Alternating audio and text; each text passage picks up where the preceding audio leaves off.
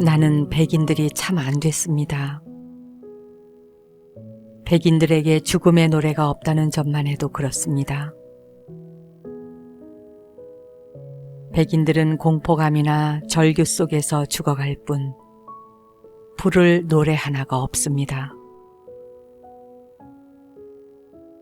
하지만 나에게는 죽음의 노래가 있습니다. 내 할아버지와 그 할아버지의 할아버지가 부르던 노래입니다. 수백만 년이나 나이를 먹은 노래이지요. 백인들이 이 땅에 오기 훨씬 전부터 우리는 죽음의 순간에 할아버지가 부르던 노래를 불렀습니다. 백인들은 잘 죽는 것이 무엇인지 모르는 모양입니다. 나는 죽는 법을 압니다. 사람이 노래 없이 죽는다면 개나 다를 바 없습니다.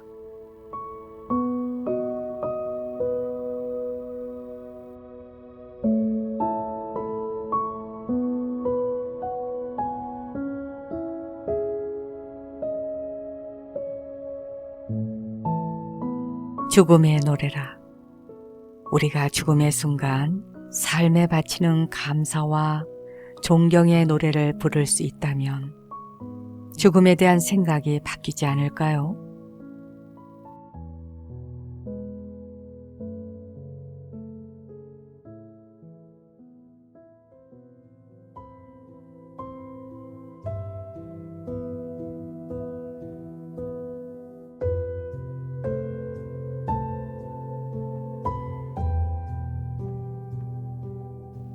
절대적으로 옳은 혹은 절대적으로 잘못된 사람이나 조건이 있는가?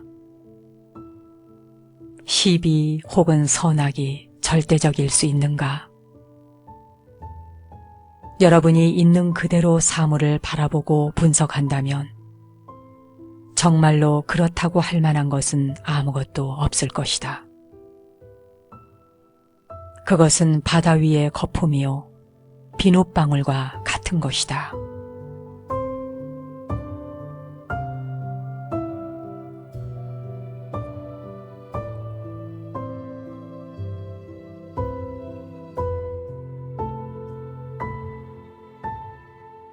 우리가 절대적으로 옳다고 생각하거나 옳아야 한다고 생각하는 것들이 정말 절대적일 수 있을까?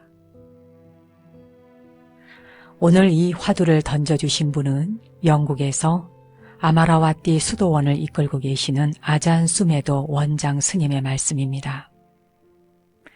스님은 미국 시애틀에서 태어나 66년에 태국에서 출가해서 스님이 되셨고 윗바사나의 큰 스승으로서 서양 사람들에게 불교의 바른 수행법을 펼치고 계십니다. 우리의 생각들은 바다 위의 거품이고 비눗방울처럼 순간적이다. 그럼에도 불구하고 우리는 이런 허망한 생각들로 인해 깊은 망상의 구렁텅이에 빠지곤 한다 하는 스님의 말씀은 망상과 번뇌로 우리의 삶을 희생하려는 것은 어리석은 것이다 하는 걸 지적하시는 거지요.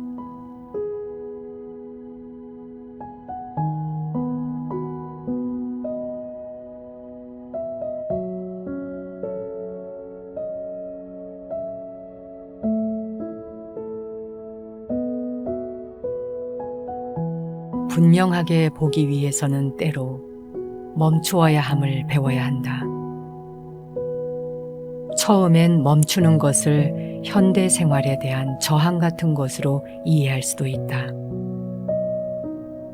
그러나 그것은 결코 반작용이 아니라 삶의 방식이다.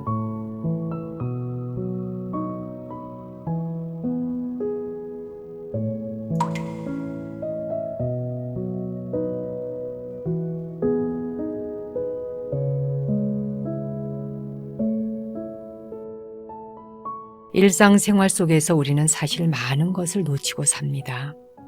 스치듯 지나가는 많은 것들. 때로 우리는 반복적인 일상 속에서 삶의 진실조차 놓치고 살아갈지 모르죠. 삶이 우리에게 펼쳐 보이는 연극 같은 그것들을 분명하게 알아차리고 보기 위해서는 멈추어야 함을 배워야 한다 하는 말씀 공감하고 계시겠지만 실천이 되는지요? 반복되는 일상을 순간적으로 정지시키면서 그 반복 속에 깃들어 있는 삶의 진실을 찾아보는 건 어떻습니까? 삶이란 멈추어 있지 않고 흘러가는 것이지만 흘러가는 그 단면을 정지시켜 놓고 바라보는 순간 우리는 지금 이 순간에 온전히 존재할 수 있는 것이니까요.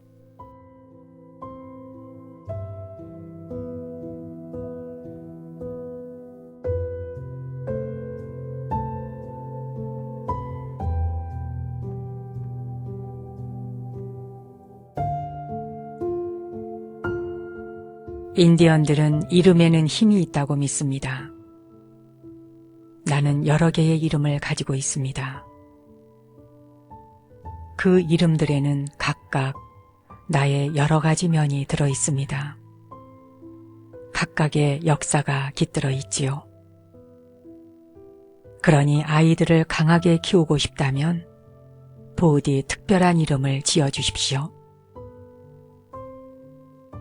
아이의 이름을 짓는 날, 인디언들은 잔치를 마련하고 아이에게 갖가지 선물을 줍니다.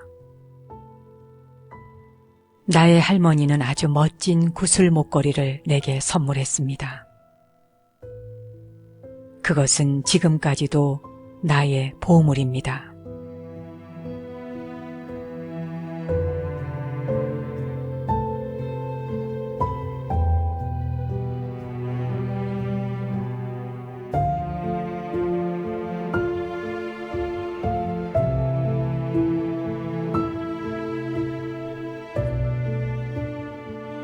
여러분은 이름이 몇 가지인가요?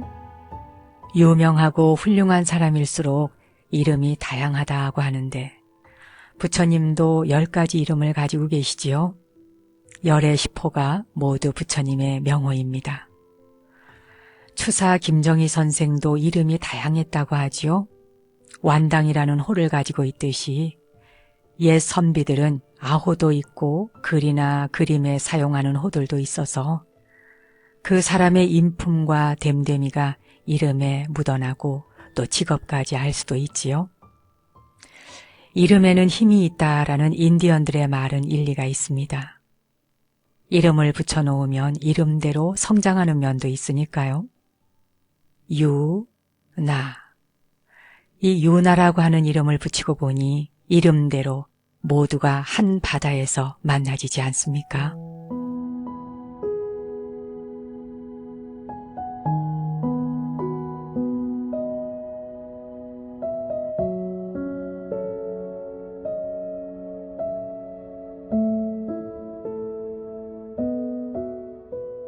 컵에 담긴 물에 소금 한 숟갈을 넣으면 짠맛이 납니다. 그러나 그 소금을 맑은 호수에 넣는다고 물맛이 짜게 변하진 않습니다. 그냥 깨끗한 호수 그대로입니다.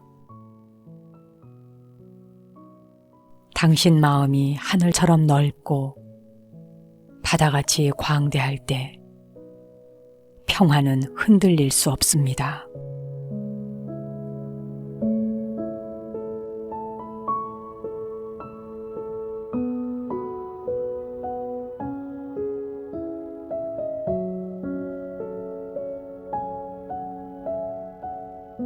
마음이 좁고 여유가 없으면 작은 말 한마디에도 감정은 휩쓸리고 요동을 쳐서 자신이 원치 않는 흉한 모습으로 변하기도 하지요.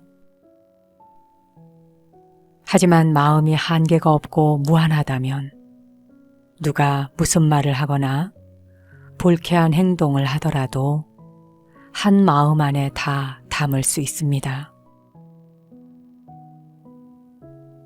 아주 작은 말이나 하찮은 일에 감정이 상하게 된다면 빨리 마음의 여백이 좁아진 것을 알아차리고 의식을 확대하는 연습을 해보십시오.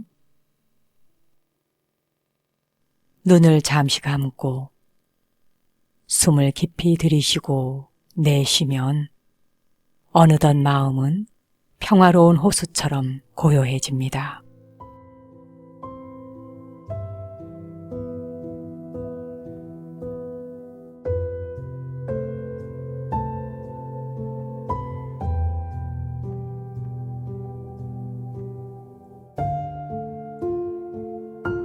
집안이 나쁘다고 탓하지 말라.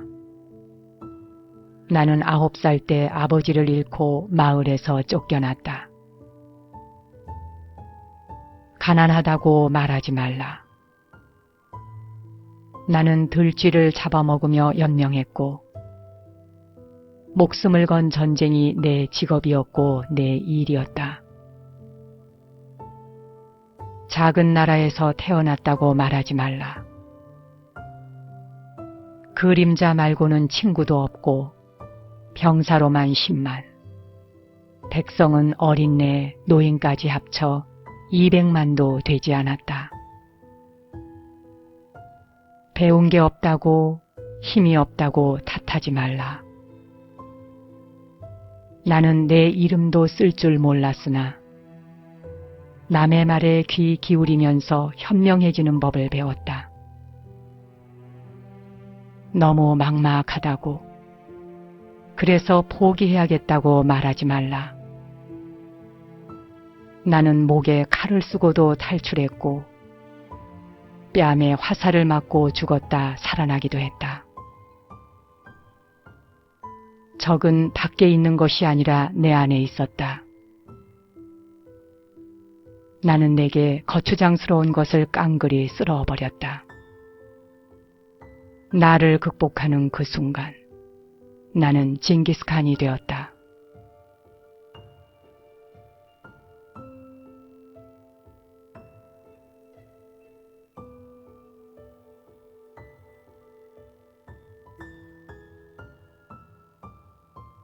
징기스칸은 아마도 세속적인 영광으로서는 더 이상 없을 만큼 그렇게 대광활한 나라를 모두 다 정벌을 했으니 한 인간으로서도 대단한 것이지요.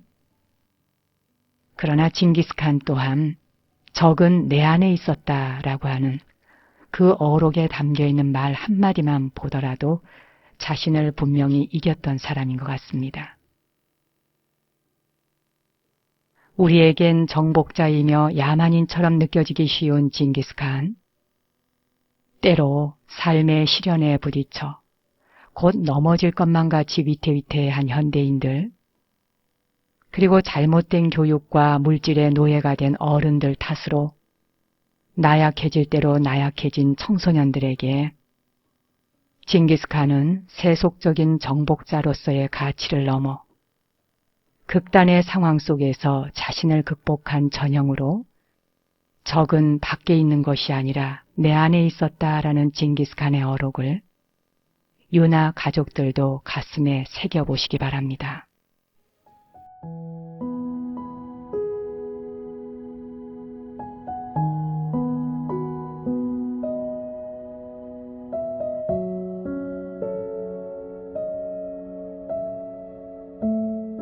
당신의 발 아래 내 온 마음이 담긴 시의 꽃을 뿌리기 위해 나는 왔습니다.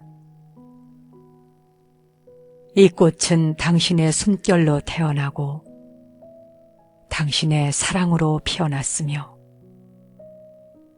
나 홀로 고독하게 찾아 헤맨 끝에 발견하여 당신이 주신 손으로 꺾어 묶은 것입니다. 푸른 잎사귀들로 엮은 이 꽃 묶음을 당신에게 드립니다. 바람에 흩어지는 이 영혼 가득한 꽃잎, 소박한 향기, 내 생애의 여러 계절 중에서 선택된 이 꽃들은 이제 나는 손을 합장하고 왔습니다. 본래 당신의 것인 이것을 당신께 드리기 위해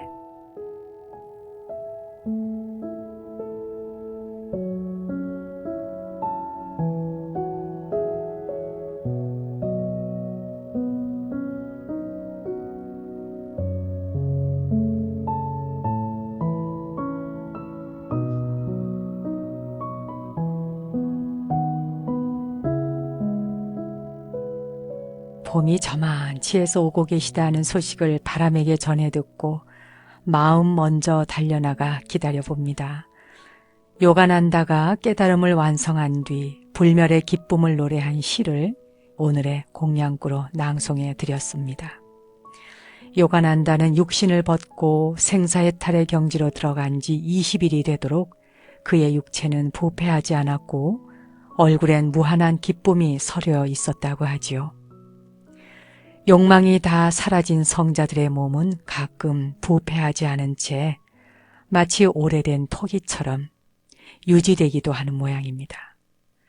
하지만 그런 것을 신성시하거나 집착하게 되면 진리로부터는 점점 멀어지겠지요. 마음 공부란 오직 알아차리는 힘, 지켜보는 힘을 통해 모든 현상을 꿰뚫어 통찰하고 철견하는 일입니다. 새봄과 함께 우리의 마음 챙김이 더욱 강해지고 명료하며 굳건하고 선명해서 고요하기를 기원해 봅니다.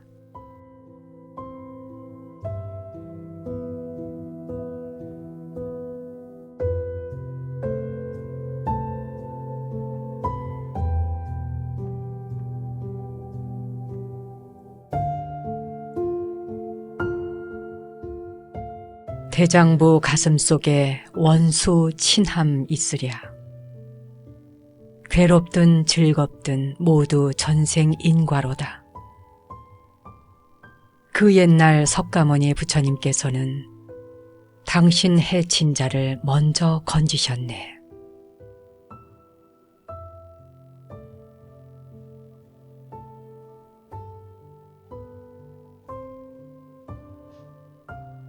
대장부라 이름할 만한 위대한 사람의 가슴 속에 어찌 원수다 친하다 이렇게 친소를 구별할 수 있을까? 그리고 한 생을 살면서 좋은 인연도 나쁜 인연도 괴롭건 즐겁건 모두 전생 인과일 뿐인데 탓할 것이 뭐가 있겠는가? 2500년 전 석가모니 부처님께서는 오히려 당신을 괴롭히고 해친 자들을 더 먼저 수기를 주셔서 성불의 길로 이끄시지 않았더냐. 그러니 우리가 이 생에 만나는 모든 인연들 친하거나 원수거나 다 함께 성불하기를 발언하고 고마워해야 하리라 라는 오늘의 개송은 추사 김정희 선생의 개송입니다.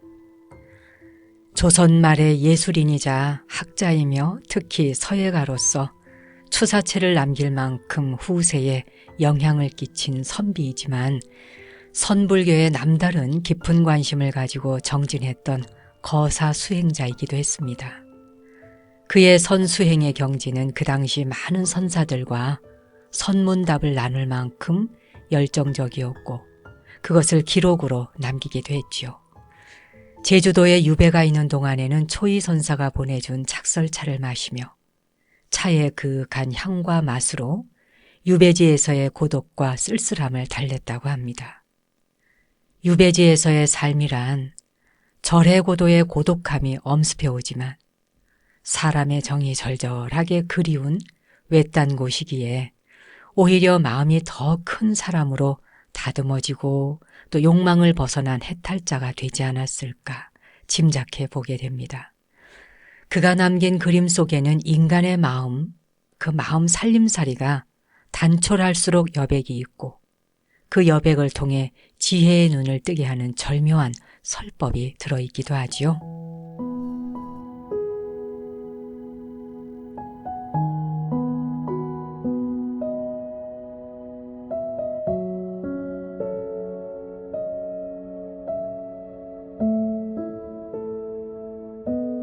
뭔가 중요한 일이 생기면 우리는 우리가 가진 것을 나눔으로써 그것을 기념합니다. 남에게 선물하기를 좋아한다 하는 뜻이 아닙니다. 그저 무언가를 다른 사람들과 나눈다는 것입니다. 우리 가운데 가장 가난한 사람이라도 자기가 가진 것을 나눕니다. 우리는 함께 나누는 사람들입니다. 나누는 게 많아질수록 받는 것도 많아집니다. 남들과 나누어 가질 때 당신은 신성을 나누어 가집니다.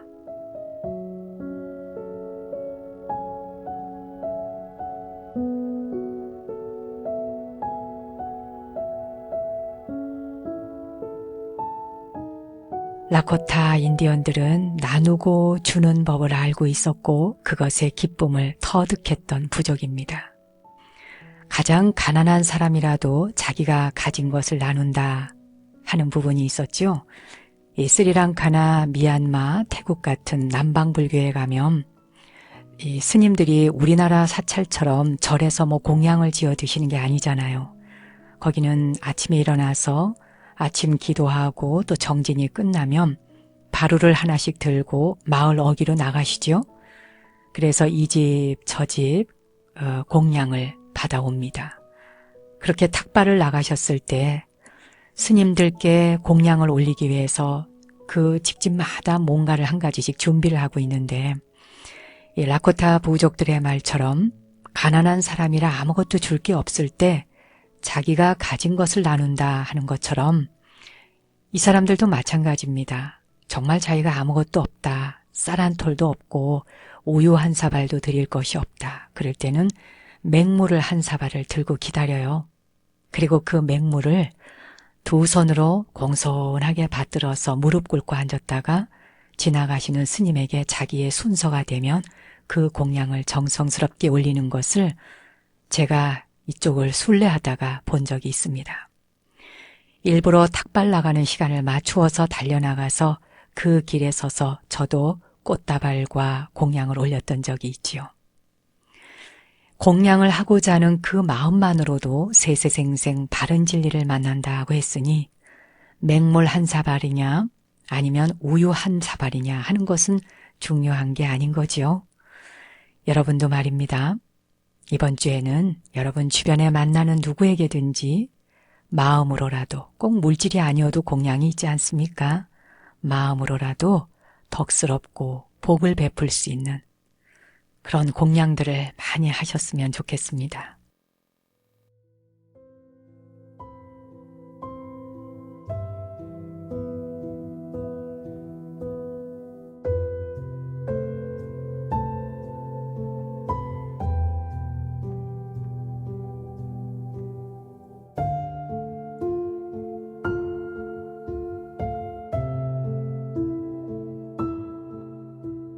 목적이나 계획이 있어도 자신감이 없는 사람은 불이 없는 기관차와 같다. 엔진 속의 점화가 불완전한 가솔린으로 어찌 자동차를 움직일 수 있으랴. 당신의 희망과 자신감을 활활 불태우라. 타오르는 자신감만 있다면 전 세계를 움직일 수 있다.